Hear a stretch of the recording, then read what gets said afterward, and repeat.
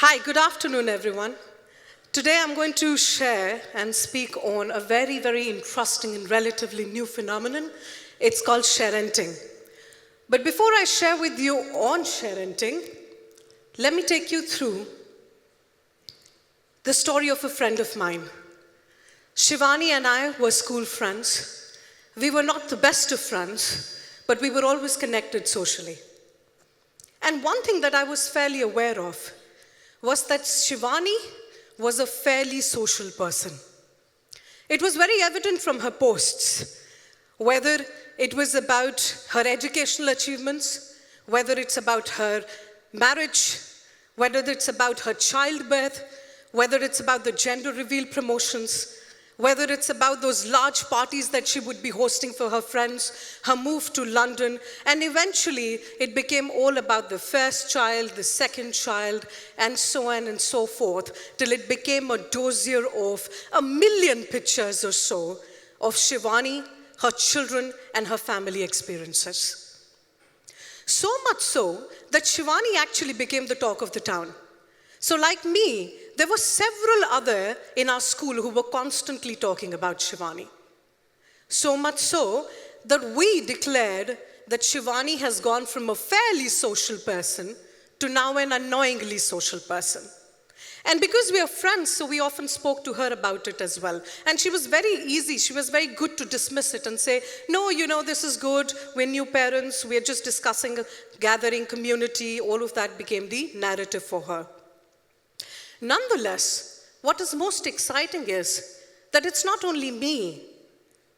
There are several who are watching the activities of these thousands of young parents who regularly post about their children on social media. In fact, you'll be surprised to know that 95% of the children have their digital footprints by the age of 2 years. So much so that some children have their digital footprints even before their birth. Isn't that exciting? And that's when the Wall Street journalist Stephen Leckart in the early 2010 came up with the word called sharenting, which is a combination of sharing plus parenting, and often talks about the phenomenon that parents overshare information about their children, about their family experiences on the social media quite repetitively on regular basis. And so, it's almost like an unconscious journey from the crib to the cyberspace. You'll be surprised to know that on an average by age 13, 1,300 photos, videos, and pictures of the children are on social media. And surprisingly, by age 18, approximately 70,000 pictures go on social media, every year. What is most exciting for me is how parents actually use this for commercial sharenting purposes, which basically means that they use this information for monetization through followership. And this was raising an alarming concern. So much so that it created the strongest of the debate among psychologists when they said, is it okay to have digital footprints of your children at such an early age, or would it become a frightening reality of tomorrow? And when we had that thought, naturally, we had to figure out what was the compulsive need in parents. What was the compulsive need in parents to actually share or overshare content on social media? For looking into it, we deep dive into the principles of social psychology and found out two very important reasons. One was answered by the theory of planned behavior. Now, theory of planned behavior talks about 3 factors. Factor number 1 is a positive attitude. Factor number 2 is subjective norms. And factor number 3 is a perceived behavioral control. Now let me put this through in sharenting and explain it to you. If parent has a positive attitude towards the use of social media, and subjective norm which says everybody is sharing so I can share too. If X is talking about their daughter on social media, what is the harm in me talking about my son on social media? And the third, which is a perceived behavioral control, wherein they say, listen, this is my account. This is my TikTok, my Instagram, my Snapchat. Anytime I want to remove the picture, I can remove the picture. When all these three factors combine together, it makes a behavioral intention. And what is the behavioral intention of parents who do sharenting? Is to have a significant social identity. That was the first reason we figured out as social psychologists.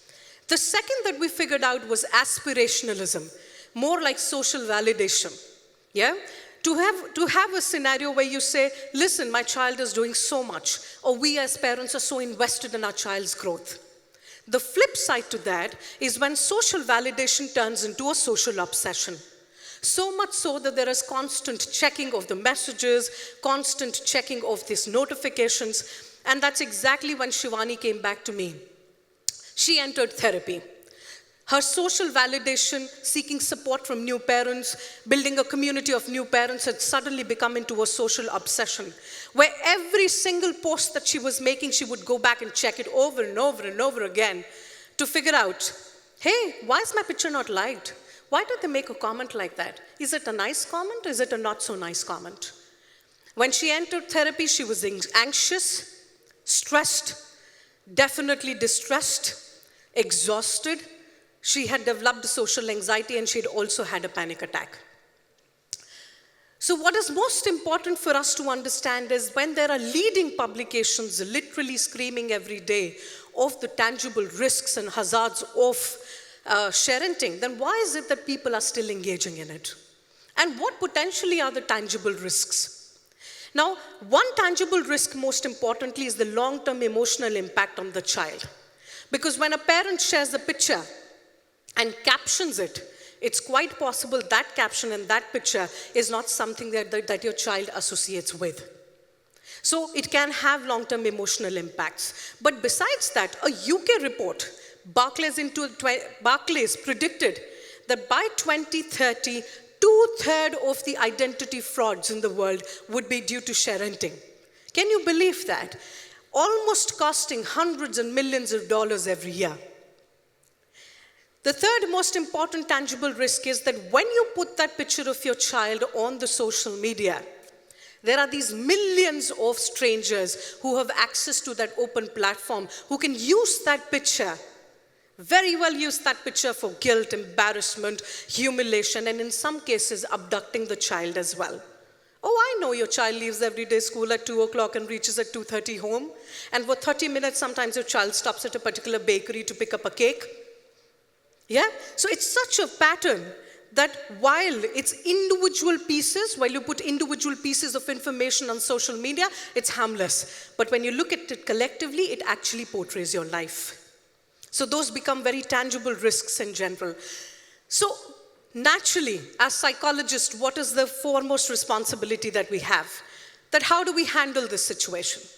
So to all the parents, very importantly, the first and the foremost method in which you can handle this situation is by actually having a thought compass in your decision making.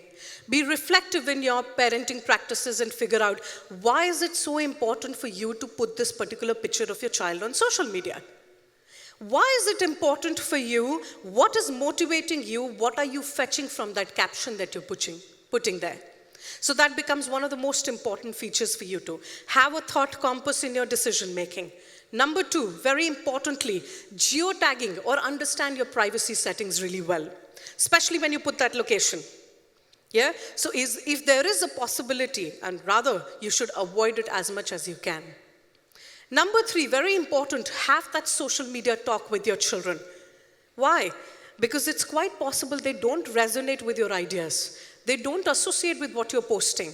They're uncomfortable in you posting an embarrassing picture.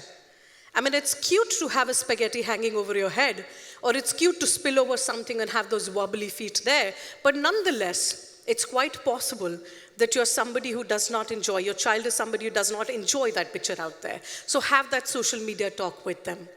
Number 4, very importantly, set some boundaries with your friends and family as well.